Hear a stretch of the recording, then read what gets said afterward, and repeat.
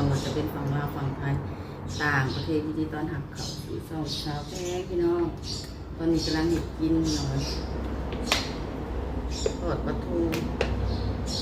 เจียวกะปิพี่น้อง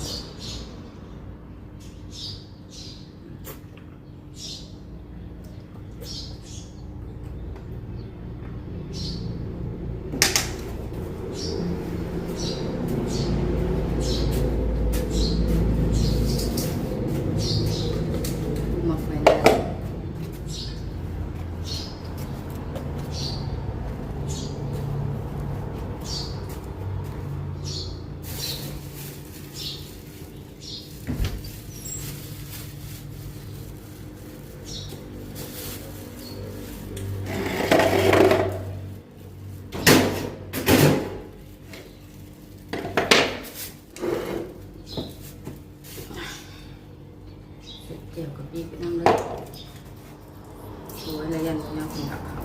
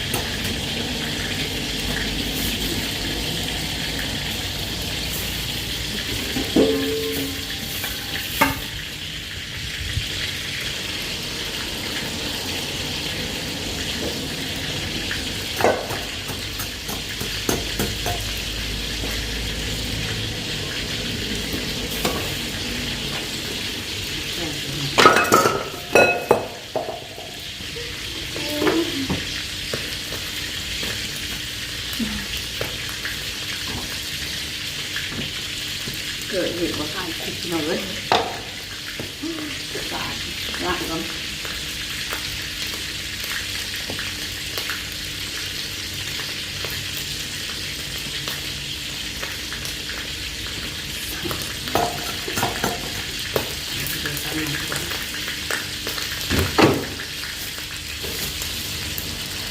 เสียไปเลยหน่อย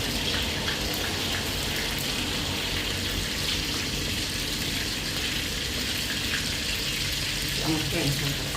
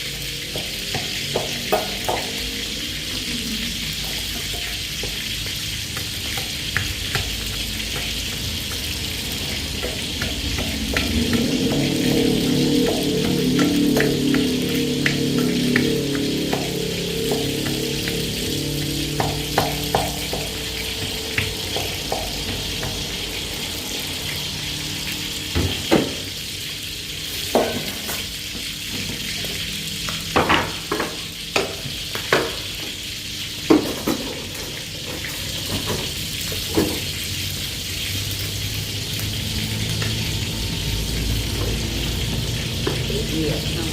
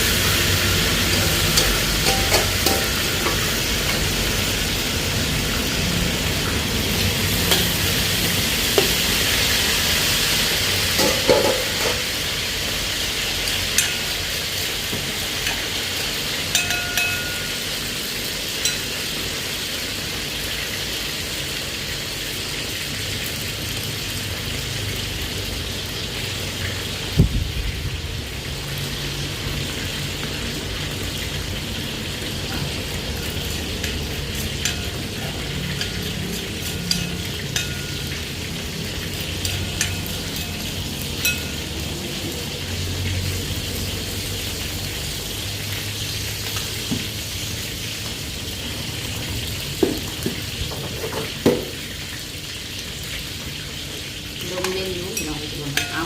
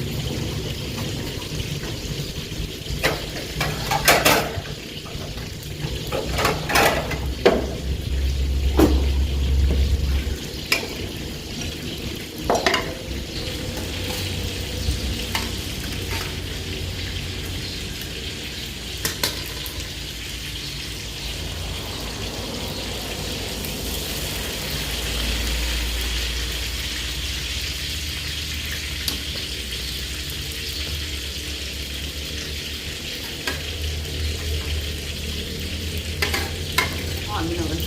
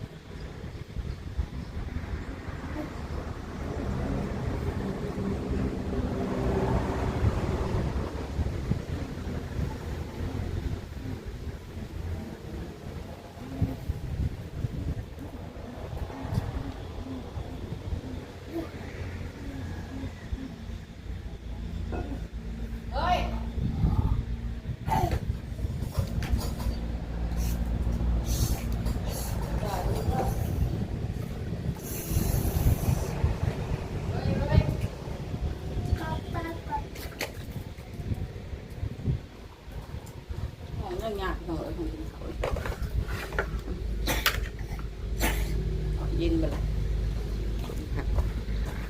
อากาศก็ร้อน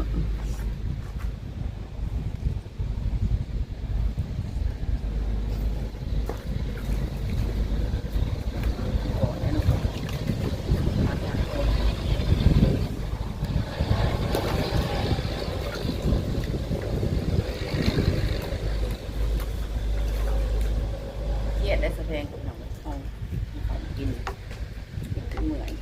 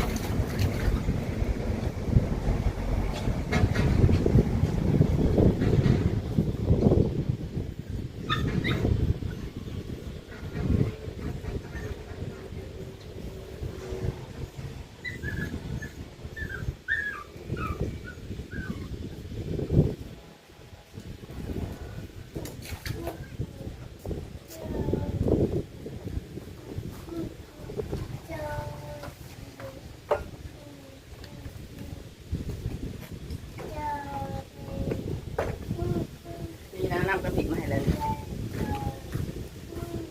ว่าอะไรนี่เนี่ยอ้าวกินน้ำนะเตยทำอะไรครับ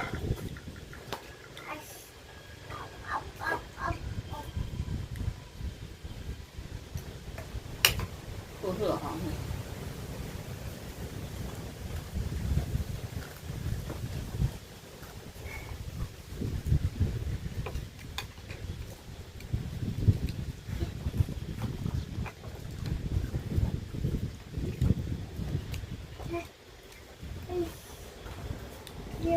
จะซื้อลูกจะซื้อเตยหน่อยเนี่ยมันบอกครับความเป็นขับไม่ได้การทอดหน่อย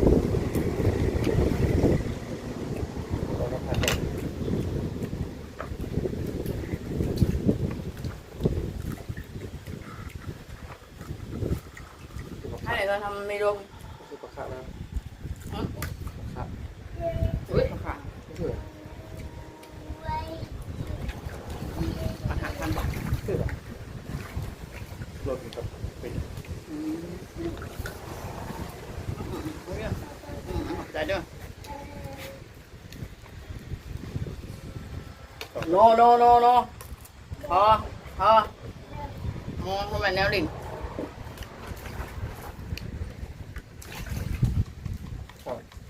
แบนแล้วเนาะ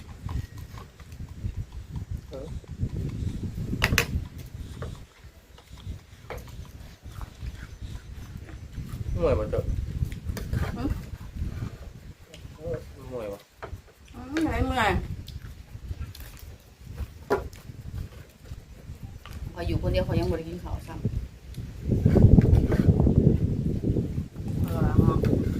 เขาออกไว้เนาะออกมาดังเอาไว้ออกเป็นเอาหัวประตู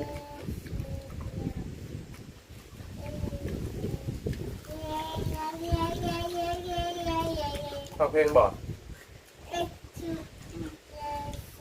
หวาน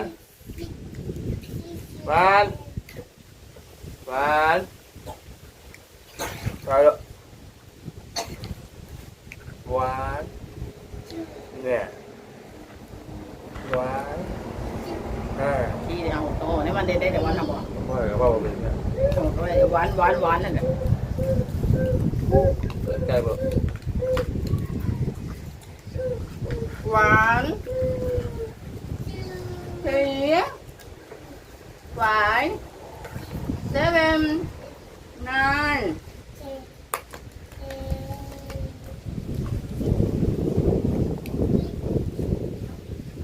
ก็จะหวานกับอีก เอ๊ะเอ๊ะเอ๊ะเอ๊ะอะไรเอ๊ะ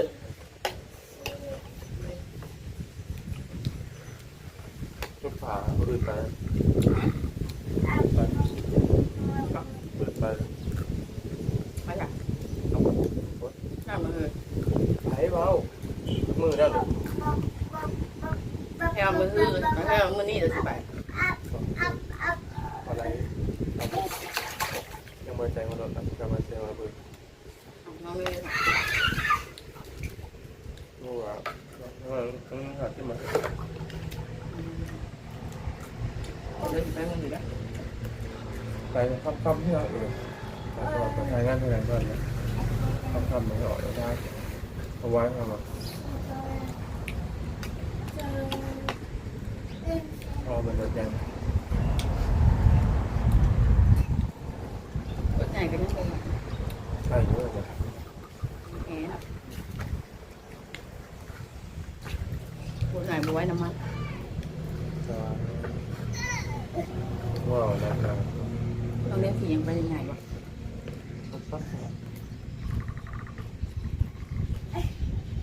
ออกไปจะปนเหรอ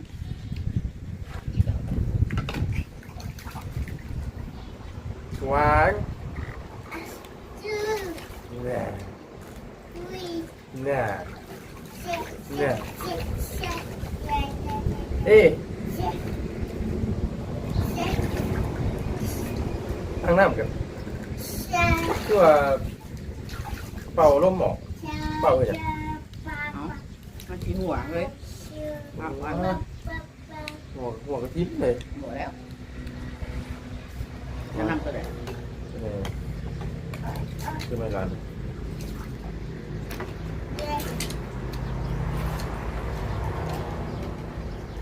ยังไม่ได้ร้ายมันรับอะไรน้ำมันหาย เอ๊ะเอ๊ะโอ้ยมีเห็ดหน่อยไม่เห็ดคือ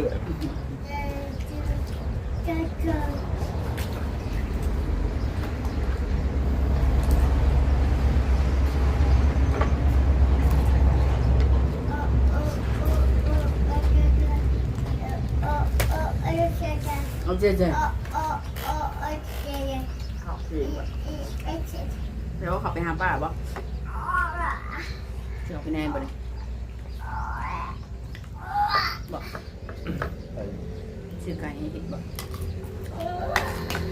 เว้ยตัวเดียวกัน นอนก่อนเพื่อนเราเป็นกับก้มผูกไว้นานเลย ฮะ คนเราไปผูกไว้นานเดี๋ยวผม ใช่ มีอยู่ ปวดแล้วตัวอย่างฮะ ผมบอกเขาว่ามีอยู่ใช่ไหม ปวดมันเนี่ย แล้วว่ามันคูณบนเอง ปวดเลยตัวพวกคุณอ่ะ คูณบนเอง มันปวดมันขังนำถุงหลังเย็นนะมันปวดบนอย่าง ก็มันเลยแบบมันในห้องไว้ผมทำเยอะปีที่สองปีที่ผมไปช้า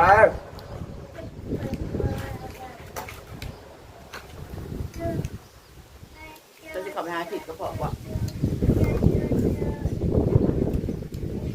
แฟนหัวไปน้ำเด้อ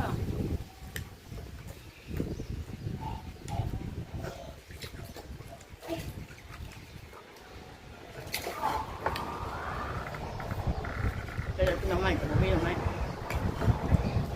จะกินกิโลกิลิมันจะกันกับผมมีไงผมมีอย่างกับผมมีตลาด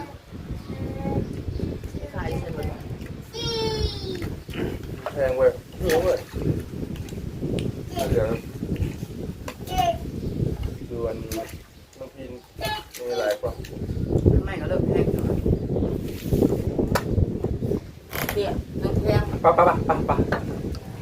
ปะปะปะปะ ไม่แข้งใหม่กับ2,000เอาไปไม่เท่านั้นเองตัว2,000ดูครับ ปะปะปะปะปะ ให้2,000ทำไม่หาแล้วพี่ ปะปะปะปะปะปะเอ๊เอ๊หนึ่ง เป็นจะประสาน สองหนึ่งสองสี่หนึ่ง เติมว่าเป็นเติมว่าเป็น หนึ่งสองสามสี่ห้า